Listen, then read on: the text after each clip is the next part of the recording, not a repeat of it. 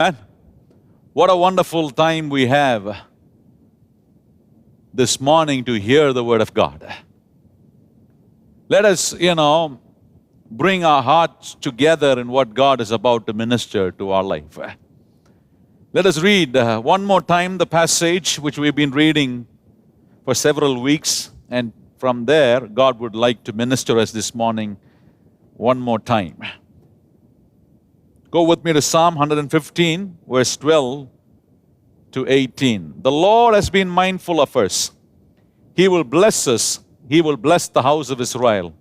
He will bless the house of Aaron. He will bless them that fear the Lord, both small and great. The Lord shall increase you more and more, you and your children. You are blessed of the Lord which made heaven and earth. The heaven, even the heavens are the Lord's, but the earth has He given to the children of men. The dead praise not the Lord, neither any that go down into silence. But we will bless the Lord from this time forth and forevermore. Praise the Lord. What a beautiful passage which is talking about God's way of bringing blessing into our life. We've been learning about God's law of increase, my friend. And you find here we have covered so many, laws which God was teaching us. We were able to cover, every law which is in motion, which is in action, how God wants you and I to apply those laws and make sure that God brings that increase into our day-to-day life. Increase in your spirit, soul, body, in your wisdom, in your caliber, in your skill, in your, communication, in your approach. The reason why God is concentrating on our increase is because God is trying to tell you He has designed or He has made us to increase. God's will is that we need to increase, my friend. God's will is that God wanted you and I to increase. It is the desire of God that you and I have to increase. And if it is God's will, it shows that you cannot be in a place where you don't increase. God doesn't want you to be in a position of being stagnated, but rather God wants you to increase. That's why, Bible gives us a clear evidence that God gives us that increase. How is He giving that increase to us? By teaching us the law of increase, how you and I can operate in that and make sure that we increase in our life. And that's why we've been, learning about God's law and principles, which shows us that definitely and certainly we can increase. We've been looking for several weeks regarding, the law of diligence, the law of obedience, and the law of faith. I showed you all these three should work together. If you ask, why can't we work it separately? You can do it, but if you want to enjoy the better and the best deal and the betterness of God's work into your life, what is most important is that you got to combine these three together so that you will see God brings that tremendous increase into your day-to-day life. That's what God is trying to, speak to us. That's why God is taking time to teach us this law, which will certainly bring the blessing of God into our life. We've been looking on the law of diligence. When we talk about the law of diligence, many people are not diligent in their work. That's why they don't increase. Let me just tell you an example. There are some natural ability that God has given in us. That is just like a seed. That is the ability that God wants you to use it. And every time when you use that ability, what happens? You will certainly increase. That's why we say there are some, gifts, the ability, the natural talents that you have in you, because that comes through your heritage. It comes through your dad, mom gene, It's there in their gene, and that's, therefore that natural ability is in you. You might have natural gifts, you might have so much of talents because already you have so much of talented people in your family. If you don't use those natural ability which God has given in you, which comes through your heritage or your lineage, whatever the way, if you don't cultivate it, if you don't work on it, if you don't develop those gifts and the ability that God has given you, my friend, then you cannot increase. Then you cannot increase. Let me give you one more example which will help you to understand much better. Now everybody has responsibility, right? Each and everybody, we all hold some responsibility in our family, in our workplace. God has given us a certain responsibility. That is, let me keep myself as an example. God has called me to be a preacher. If He has called me to be a preacher, what is most important is if He has called me to be a preacher, then I got to cultivate, I got to develop the calling that God has given me. Imagine if, God has called me. That doesn't mean just because I have the calling of God, I'm going to be successful in life.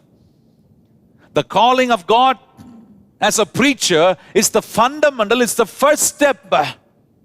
But if I have to develop, if I have to grow, if I have to do great things which God has planned over my life, then I got to develop, I got to cultivate myself, I got to work towards the calling that God has given me, which will, produce the increase of God, which will make the law of God's increase work in my life. Many people, they don't develop themselves, they don't cultivate themselves, they don't work with the ability and the gifts that God has given to them. Imagine if I don't work as a preacher, if I don't cultivate as a preacher, if I don't, imagine if I don't work at the call that God has given me, what will happen? Then I cannot increase. Many people are trying to develop church, they are trying to develop church, they are trying to do this and that, forgetting to develop the calling that God has given to them. If I fail to develop myself as a preacher, then, what happened? Then I cannot, be good in what God has called me to do. That's very important, my friend. That's a clear picture why many are not developing. Can you understand? Imagine if I don't work with the call that God has given me. But I just come, I want to develop the church and all that, Church is not going to develop unless and until I work at the call that God has given me, and unless and until I dedicate myself, unless and until I wait in the presence of God. What will happen? I will not be successful in what God wants me to do. So I want to tell to everyone who wants to do something for God, or the responsibility that God has given you, first take time to develop yourself, cultivate yourself, work with it, work at it, my friend. then you will see your work will succeed. The work of your hand will become successful. If you don't prepare yourself, that's the word I'm trying to say. If you don't prepare yourself, you cannot increase. Imagine I go to a place without preparing anything. Luckily God uses me on that occasion. And people are blessed and so many great things are happening and people have received the blessing of God. And if I just rely on that, and if I don't prepare myself, if I don't cultivate myself, if I don't develop myself, if I go stand every time without preparing anything, thinking that, it happened last time, same way it will happen, even if I go today, tomorrow, how is it? It will not work.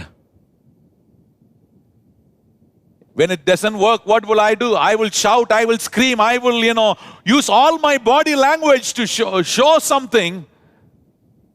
People will be watching me and they will have no reaction. You getting what I'm saying? That's why you got to take time to develop yourself.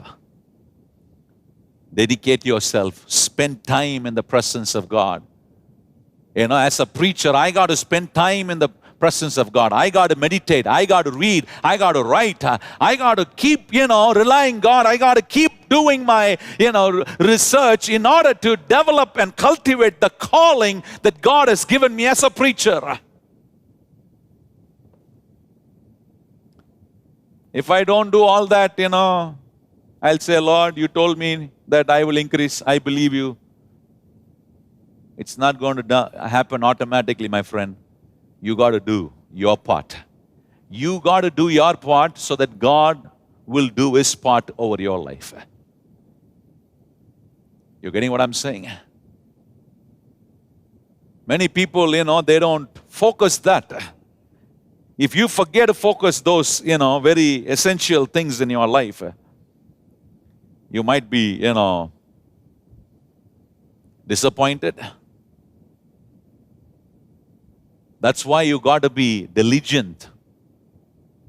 Diligent to cultivate, diligent to develop, diligent to work towards the responsibility, towards the calling that God has given you. You have that ability, but you can't just say, I have that ability, I won't prepare, I won't cultivate, then nothing is going to happen. You got to work at the call that God has given you. You got to work, you got to cultivate, you got to develop, you got to equip yourself towards the skill and the responsibility that God has put you in.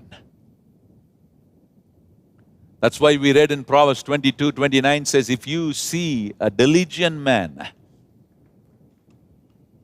it says, if you see a man who's very diligent at his work, if you see a man who's very diligent to cultivate, develop the gift that God has given into him, you know what the Word of God says? You will see him standing before the kings, not before the least or the, valueless people. That is very important. That's why you got to apply the law of diligence and be very keen to develop the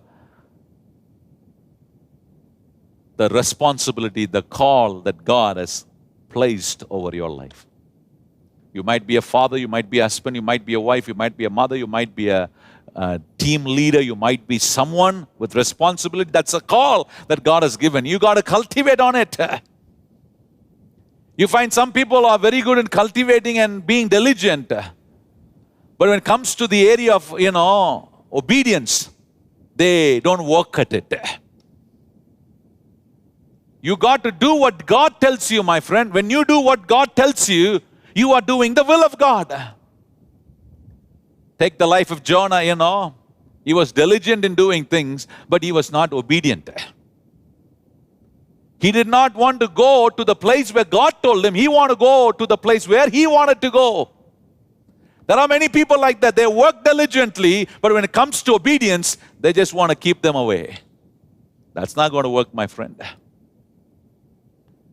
Yet you find there are some Christians who are more diligent, who are more obedient. They apply the law of diligence, they apply the law of the obedience. But when it comes to the law of faith, the element of faith, they will completely miss it. They will completely ignore that law. God doesn't want you to be like that. Because if you don't combine these three together, then you cannot see the increase of God working in your life, in the issues of your life. That's why it is very important. We find so many people who are very diligent, who are obedient, but when it comes to faith, they reject it. Sometimes I wonder, I've seen so many people who are very diligent. I've seen so many people who are so obedient. I ask God, Lord, they've been so diligent, they've been so obedient doing your will. And Lord, why haven't they been blessed? You know what God will say? Wait and watch. You will find out where and what they are missing. And you can easily find out that, they've been diligent, they've been obedient. But when it comes to faith, they reject faith in their life. You know what the Word of God says in Romans 1:17? The just shall live by faith. You and I, we live by faith, my friend. Law of diligence is important. Law of obedience is important. Law of faith is very important because we live by faith. That's where many Christians, they separate their life when it comes to faith. I'm trying to show you the importance of applying the law of faith with law of diligence and with law of obedience. That's why this three has to work together in order to produce the increase that God wants to bring into your life.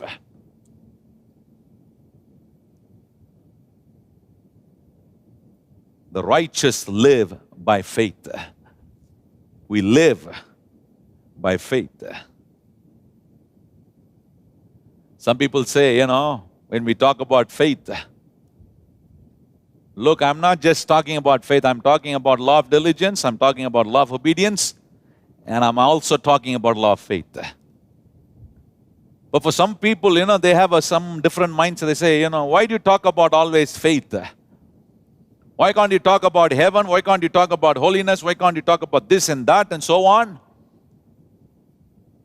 For those such people, I want to answer you. The Bible says, the just shall live by faith.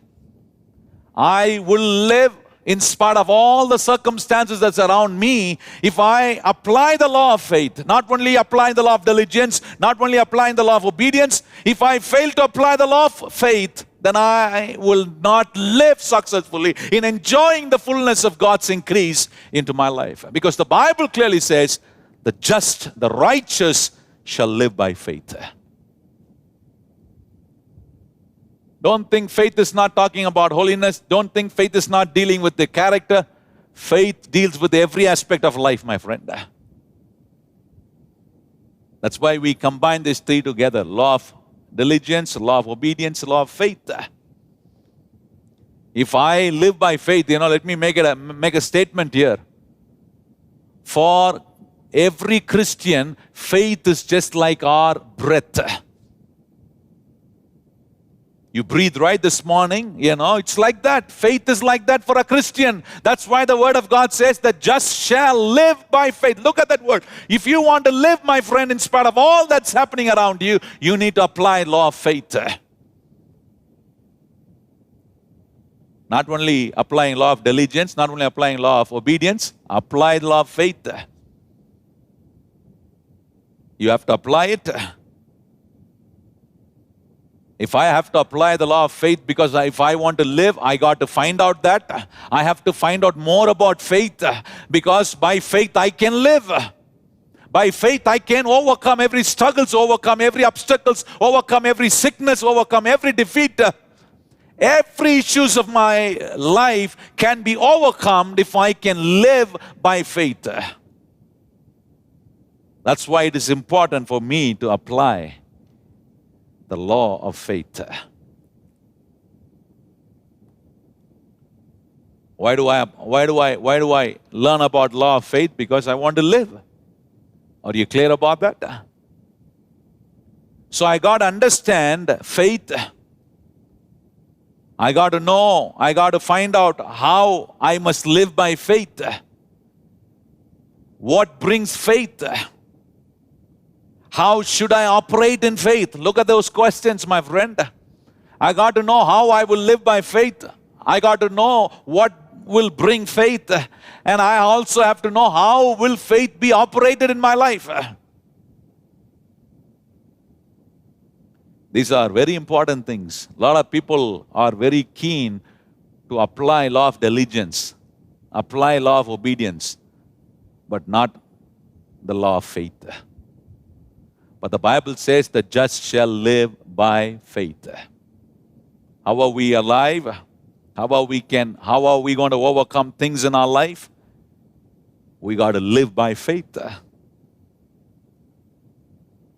If you don't apply the law of faith, then we cannot increase, my friend.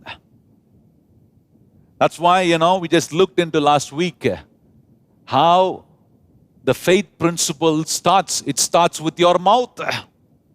Mark 11:23, we just looked into it, says, speak to your mountain. Say what you want it to be. And then, the second principle that's talking about law of faith is that it says, if you speak with faith, you also have to believe that you will receive by faith. I showed you last week, we took time to learn about that. We receive by faith. And when it comes to sowing and reaping, it also requires faith, my friend. That's the third principle. If you want to work in the law of faith, you got to open your mouth and speak in faith. You got to receive everything in faith. When you pray, believe that you will receive. Believe, receiving will come only when you believe. When there is a point of receiving, receiving will start only by giving. Just because you have an aspect of giving, therefore you have an aspect of receiving. And that happens by faith, my friend. And one more aspect of faith principle is God is saying, sowing and reaping also happens by faith. If you want to receive anything from God, if you want to take anything from God, you need faith. Grace gives, faith takes it. Faith, you receive it by faith. So how much important we got to understand that we got to live by faith, we got to be operated by faith, we got to find out where do I get from where, how do I bring faith into my life? Not only being a good Christian, but you got to be a wise Christian in understanding to live your life by faith and sowing your seed with faith and expecting your harvest with faith. All these applied in the law of God's increase.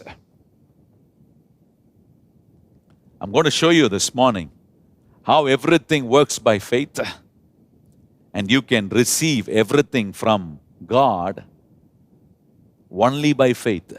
How everything works by faith and how you can receive everything only by faith. I took time to show you about working out the law of diligence. I took time to show you about working of law of obedience. Now I'm taking time to show you out how you got to work out the law of faith. Three things are very important. It will combine, it will work together.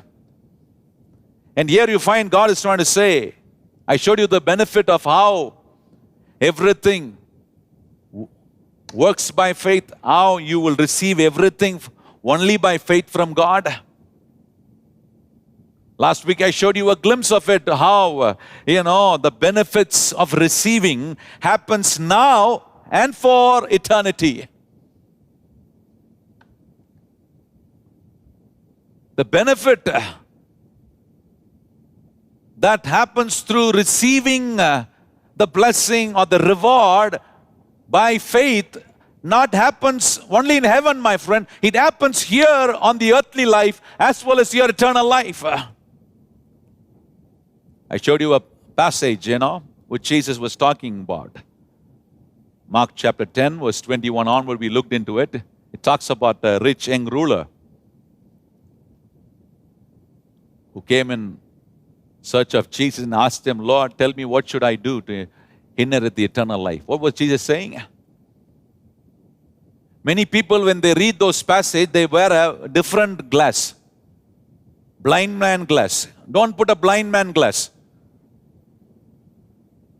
You got to have a different, glass. You got to have the glass which will show you the clarity of the truth in why Jesus said to this rich young man that go sell all your possession, give to poor, and then come and follow me so that you will have treasures in heaven. He's using that word, treasures in heaven.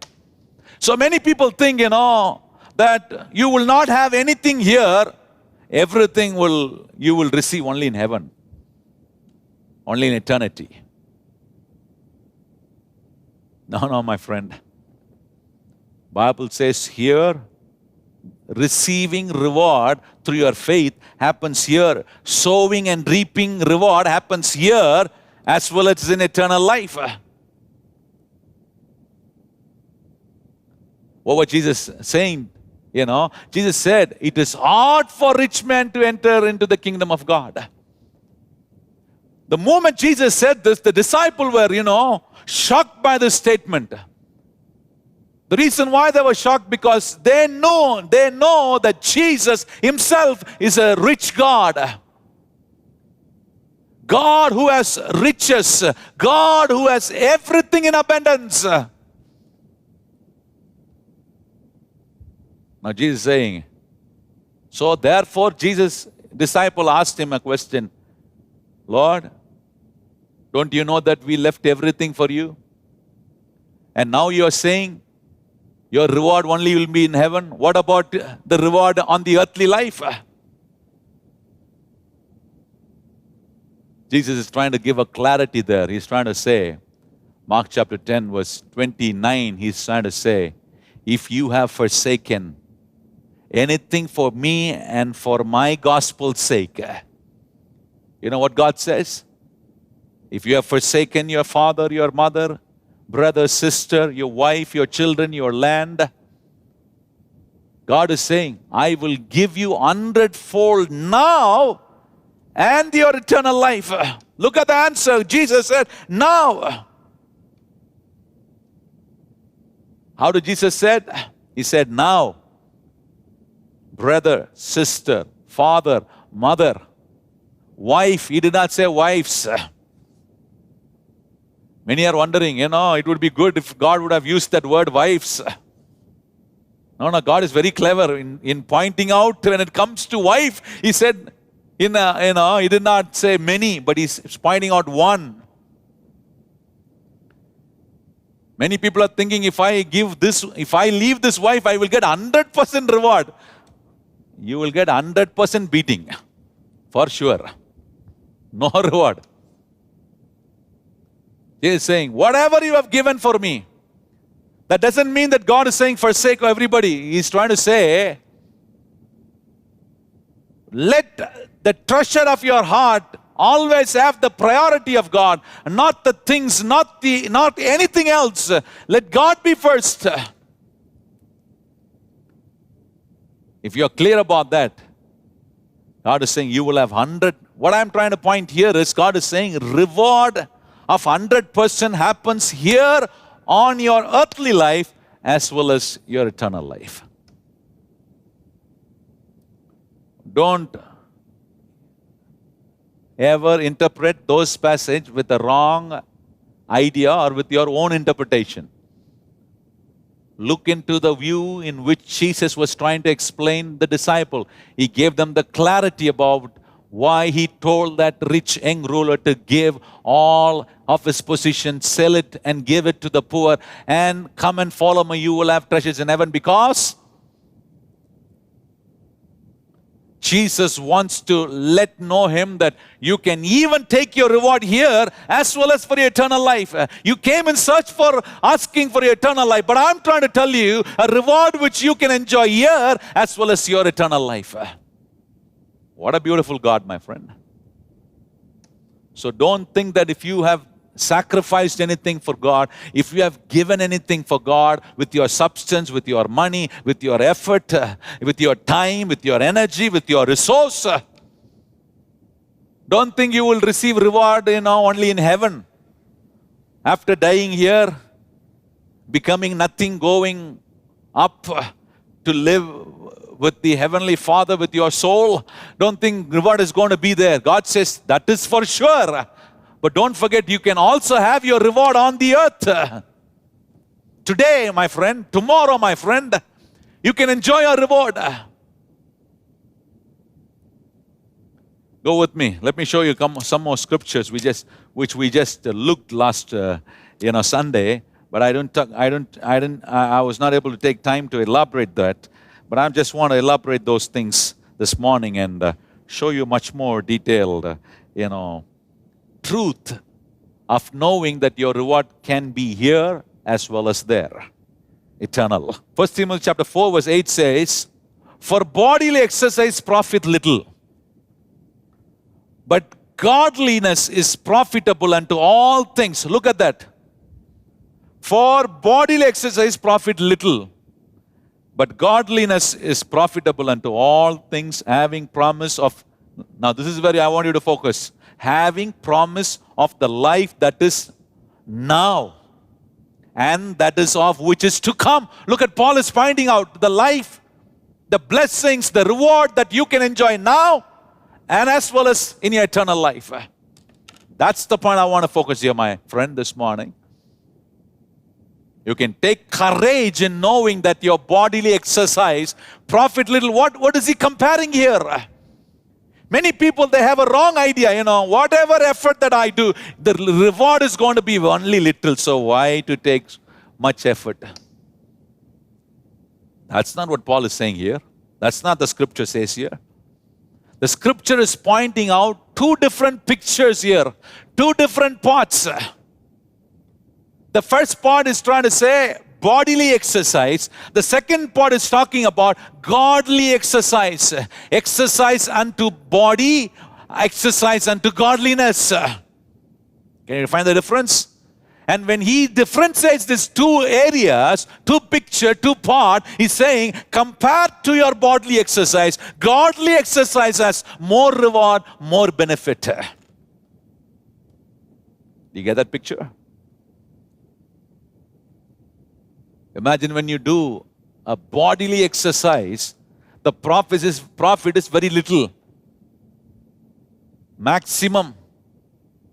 According to the scripture says, with your strength, with maximum strength, you can live your life on this earth for 80 years.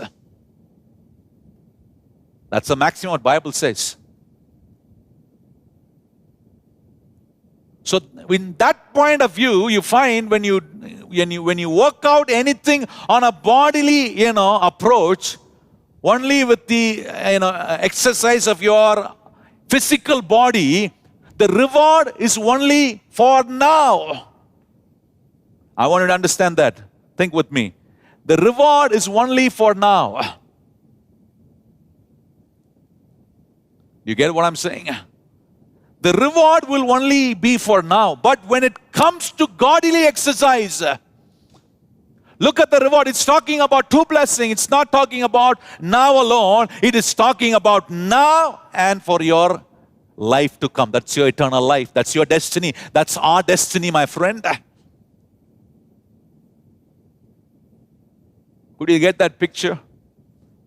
With this comparison, Paul is saying bodily exercise produce little, but godly exercise has both the benefit. What is that both the benefit? Here and there.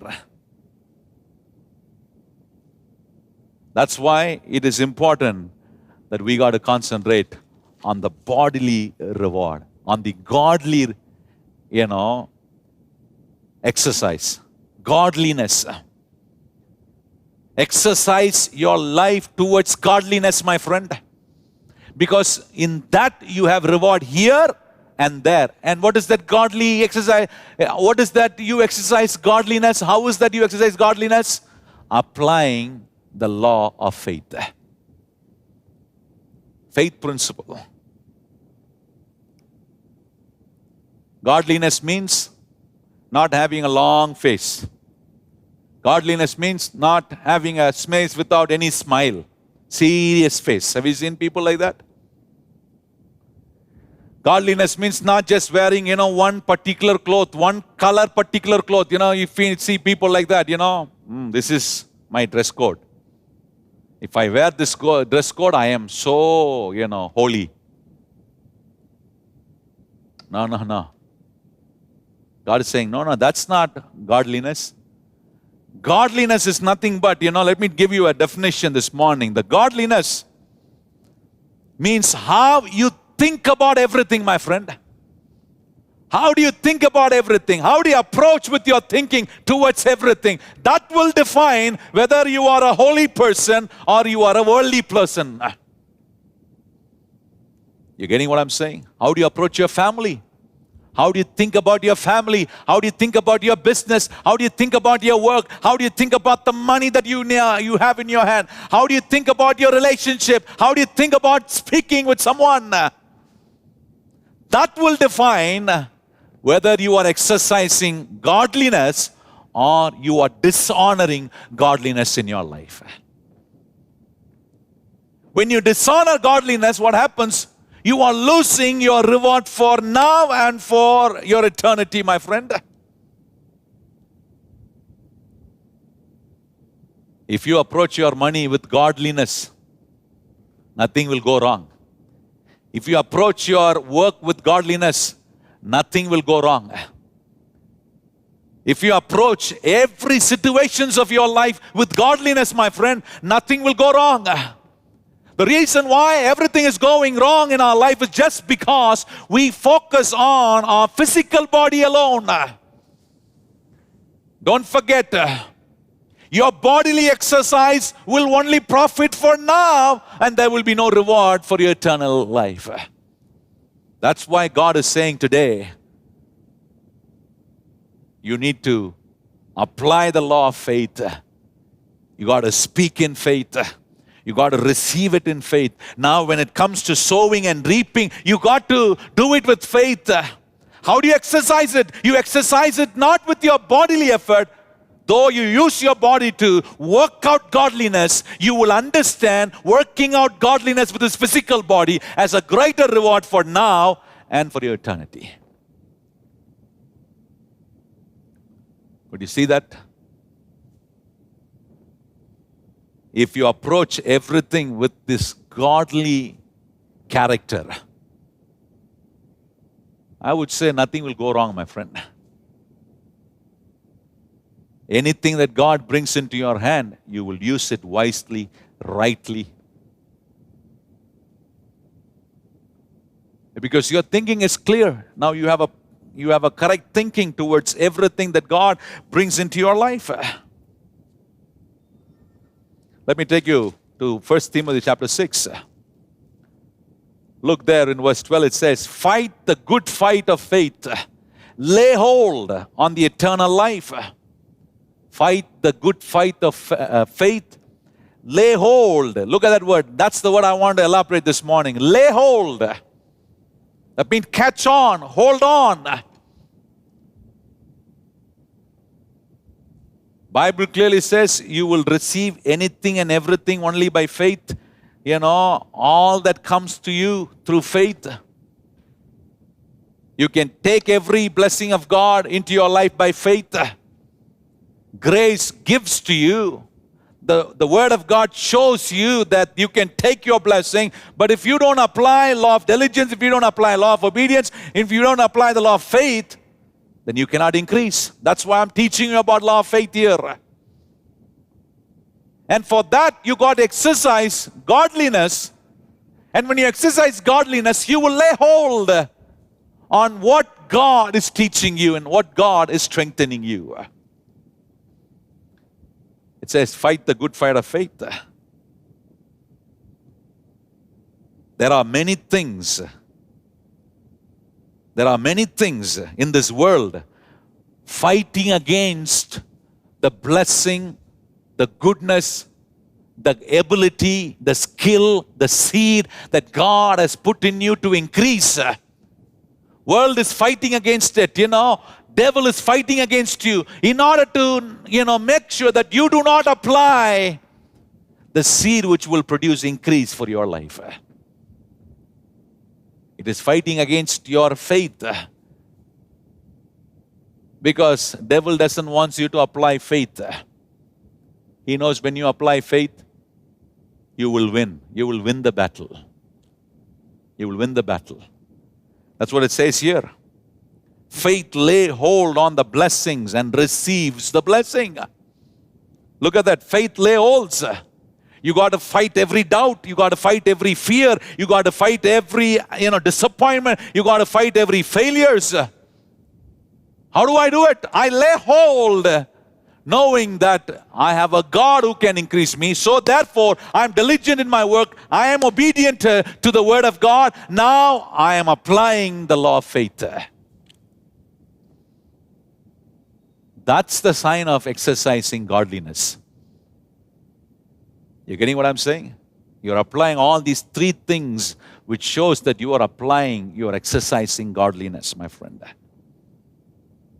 Same chapter, if you just read verse 17 and 18, it says, charge the rich man, tell the rich man not to be high-minded about the money, the wealth, and the blessing that comes into his life, but rather not to trust in the uncertainty riches, but to trust in the living God, who has given everything for his enjoyment.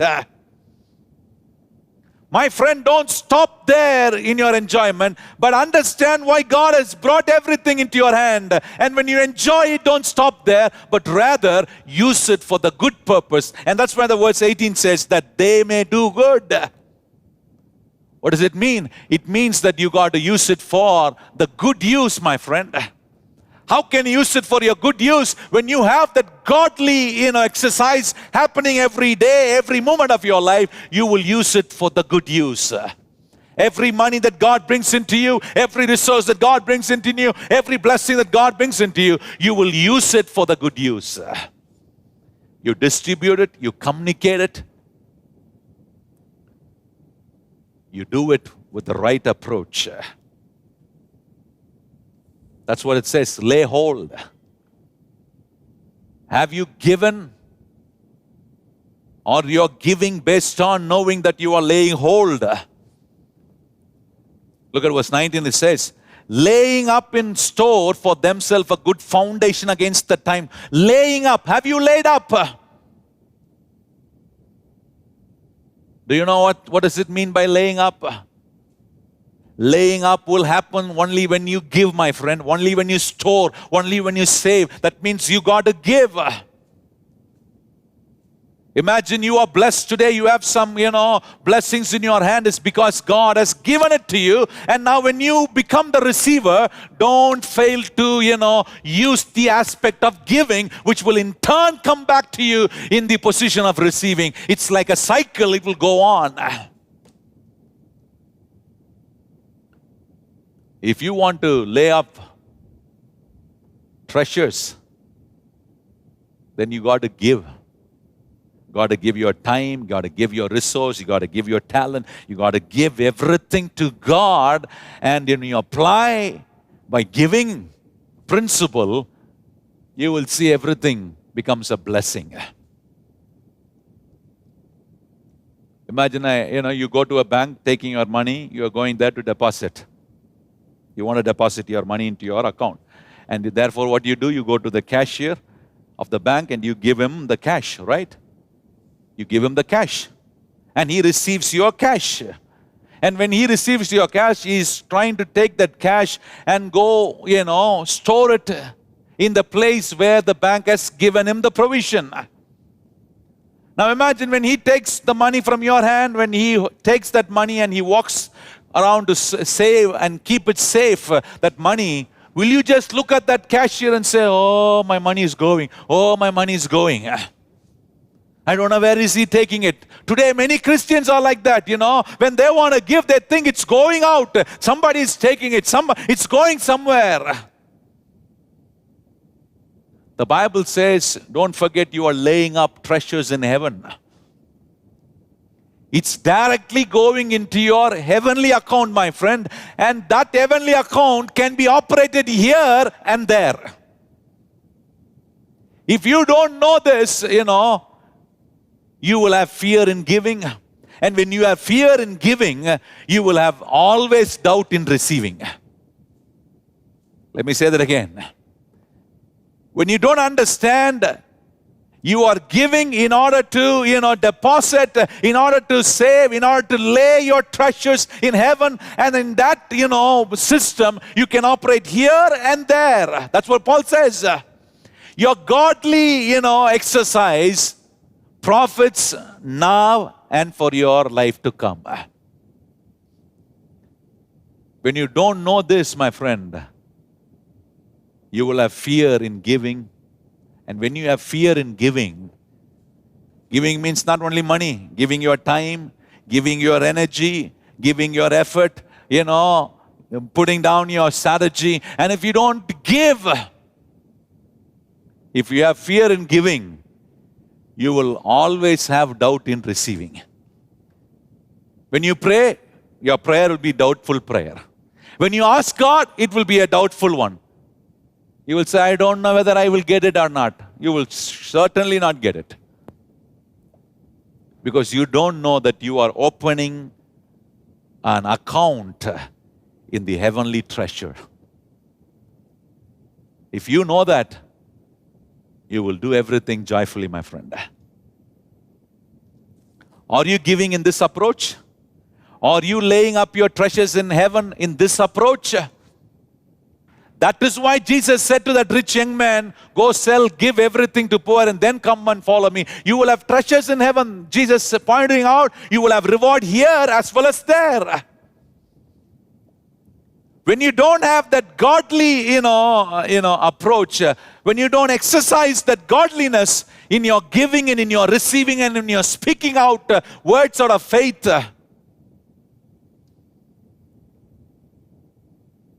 you will say, my money is going. Oh, my effort is going. Oh, this is gone. I don't know what will happen.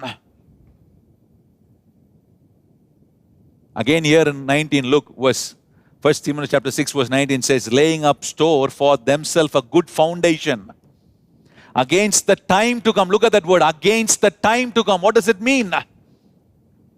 Time to come. That means, let me ask you a question. Why do you go to why do you put your money into your bank account? Why do you save money into your bank account? That's what it means. Laying up in store for themselves a good foundation against the time to come. Why do you save money into your bank account? There is a time where I can withdraw. There is a time that I can enjoy. You save little. Every month you put something in your bank account and you save it. You store it there. Why do you store it there? One day, after my retirement, when there is an emergency, when there is a crisis, I can take out because I have already laid it. I have already stored up. Am I right? You can always withdraw. That's why you put your money into your bank account. You save it there.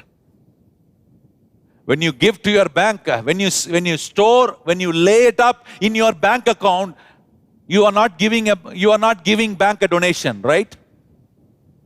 Is there anyone who say, every time when I deposit money, I'm giving donation to bank? No. You certainly know that it is going into your account. You immediately receive an SMS saying that this much amount has been credited.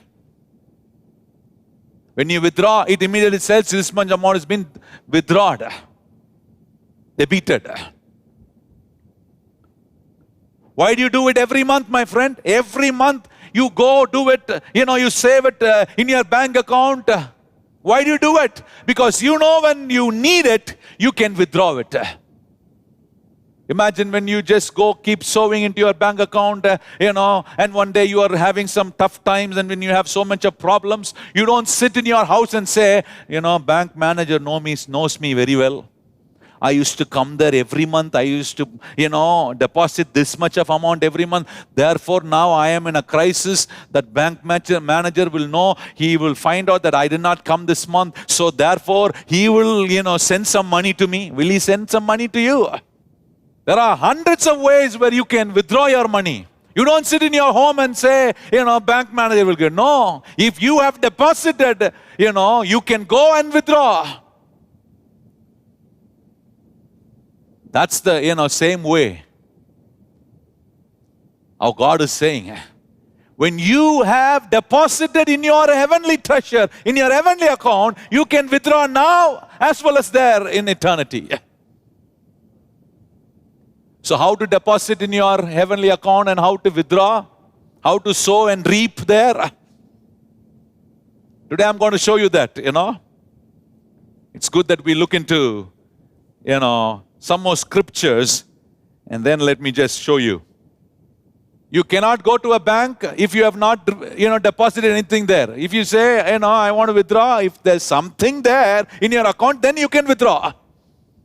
Same way, make sure, my friend, as a child of God, make sure that you have a heavenly bank account. Let all of your treasures be sowed into heaven. For that, you will have reward here and there, my friend.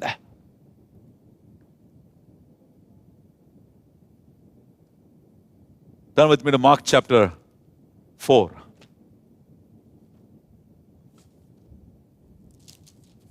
If you want to deposit in your heavenly account, that account can be deposited only by faith. You got to work law of diligence, you got to be obedient, and you got to use the law of faith. And when you do that, you can operate your account, your heavenly account, here and there. Are you with me there? Mark chapter 4. Mark chapter 4, verse 26. Let me read it for you. And he said, so is the kingdom of God, as if a man should cast seed into the ground, and should sleep and rise night and day, and the seed spring and grow up, he knoweth not how. For the earth bringeth forth the fruit of herself, first the blade, and the second, then the ear, after the full corn in the ear. But when the fruit is brought forth, immediately he putteth in the sickle, because the harvest is come. Look at here. Here you find, God is saying, you got to take a seed and go sow it. Who's going to sow it here? You and I have to sow that seed. God is not going to sow the seed, my friend. God is the one who gives you the seed. But you and I have to sow the seed.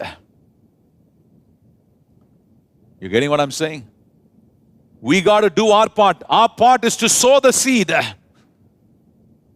And to make that seed to grow, it is God's part. That's why He is sending, sun to shine upon the seed which you have sown.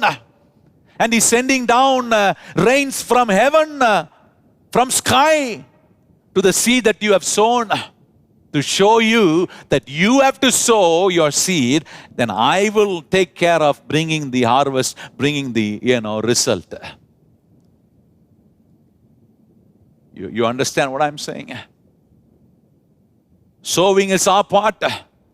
Making it to grow is God's part.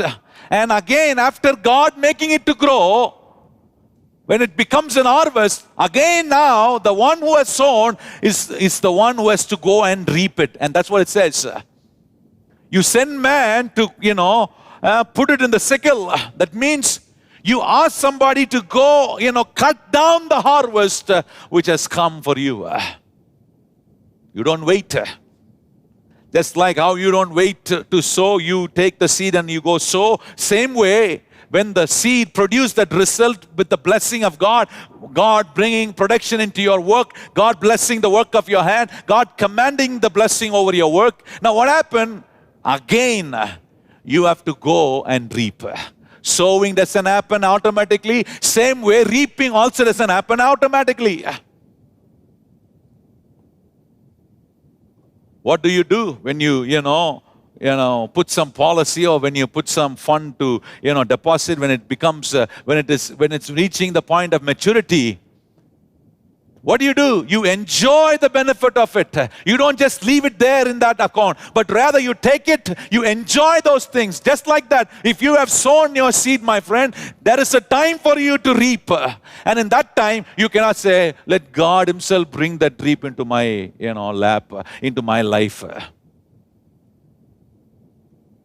God says, you go. Use my faith. Use my law of diligence. Use my law of obedience. Use my law of faith. Take that harvest. If you go talk to a farmer, you will find how precious for him to do that harvest. How preciously he has sown the seed. Same way, he would be more joyful to reap that harvest. You getting what I'm saying? The farmer will not leave a small bit of that harvest. If he leaves it, that harvest will go waste. Many Christians are keen in sowing, but when it's time for them to reap, they just keep quiet. They just keep, don't go to reap that harvest. Today God is saying your reward is here and there. Many people think my reward is only in heaven, so I will be quiet here. No. Reap your harvest here. Reap your harvest there in your eternal life. If you leave it, if you keep quiet, not reaping your harvest, it will go waste, my friend. Same way it is applicable for your spiritual life, for your spiritual authority. And that's why God is saying exercise godliness. And when you exercise godliness, what will you do? You will use the authority that God has given you. You will use your mouth to speak the word of faith. You will use your mouth to receive things by faith. And you will use faith to sow and reaping. And for your reaping method. You getting what I'm saying? You will command your sickness to leave. You will command defeat to be changed. You will command, my friend, you will keep commanding things. And when you do that, don't wait for someone to come and give it to you.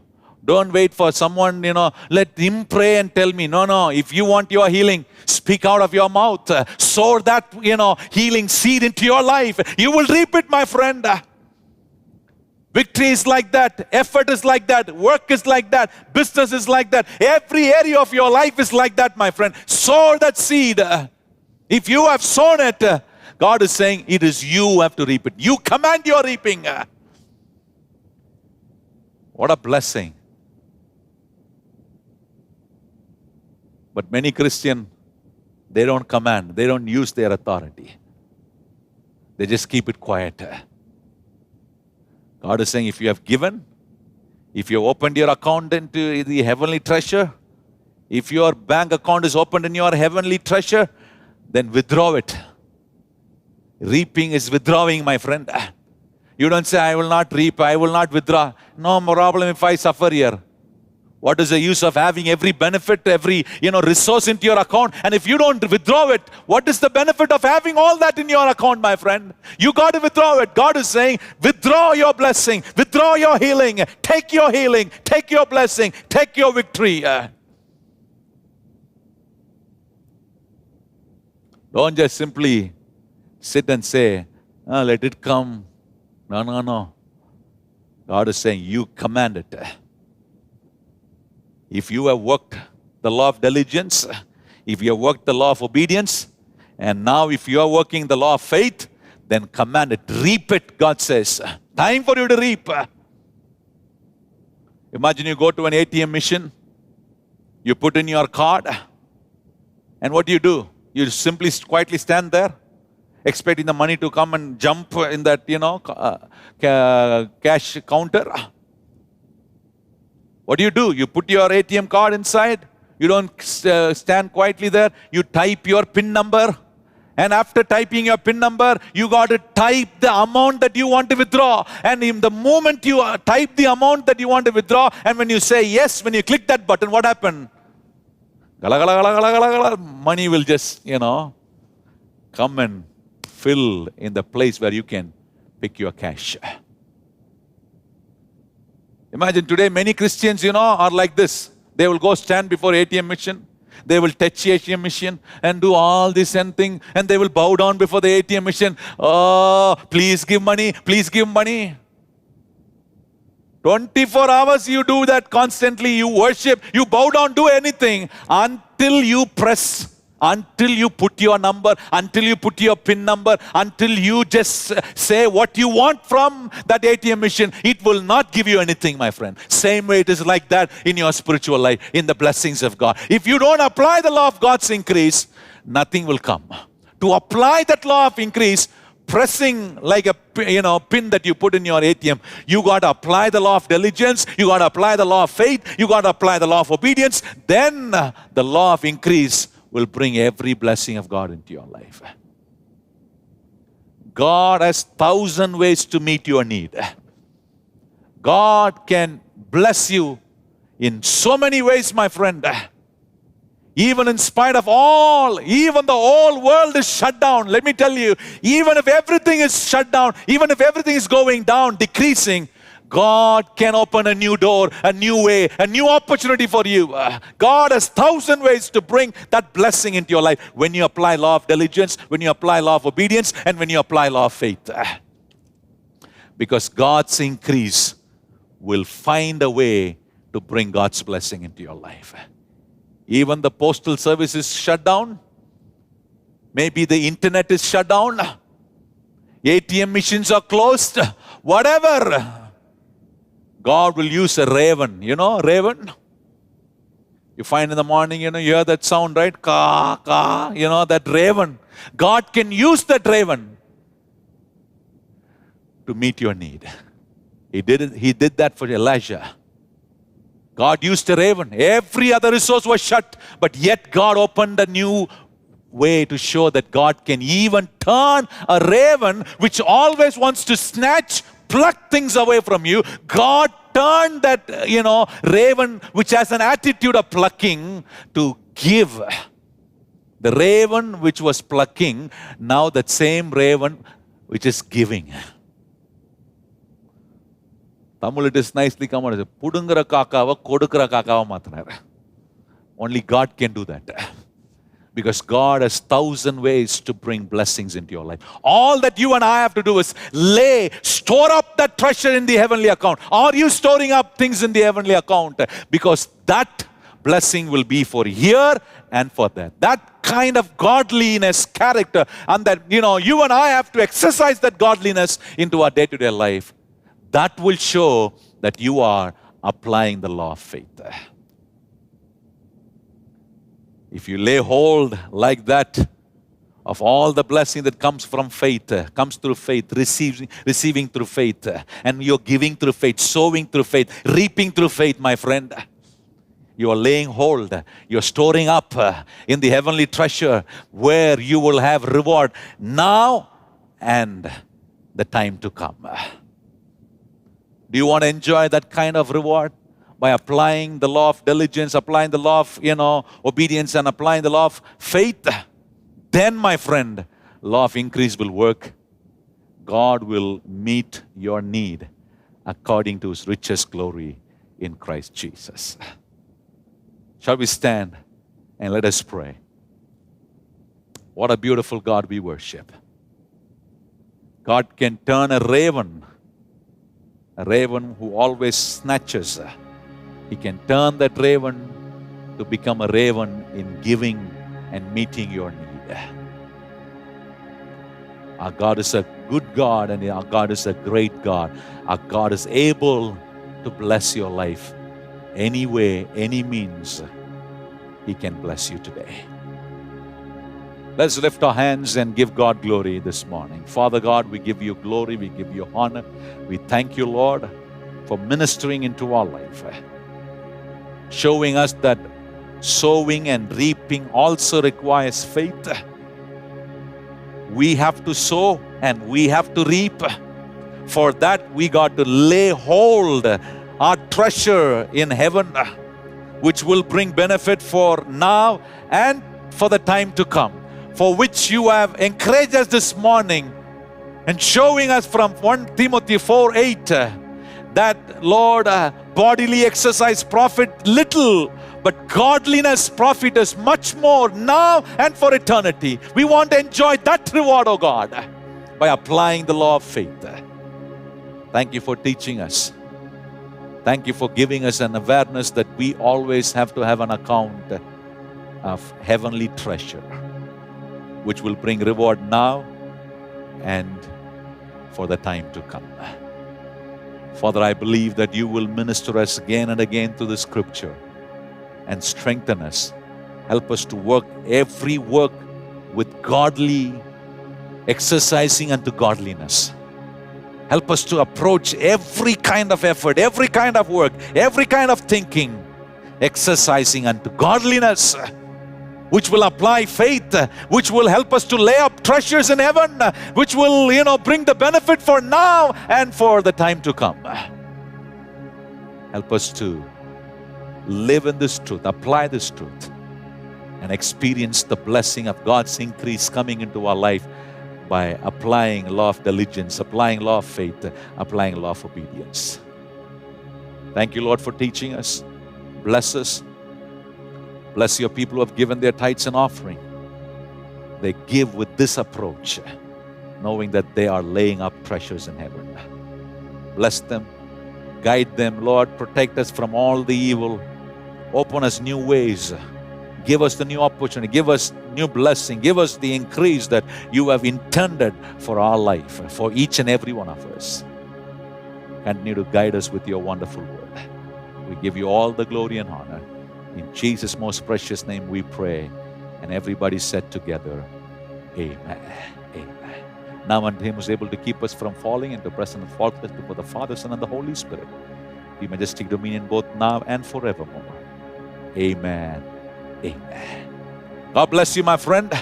You had a wonderful word this morning. Sowing and reaping happens through you. And when you do that, you apply faith. You are laying hold. You are exercising unto godliness. You are laying up treasures in heaven, which will bring benefit for now and for the days to come. God bless you, and God bless every work of your hand. And don't forget, tomorrow morning, I will meet you with the word for you. God bless you, and God be with you.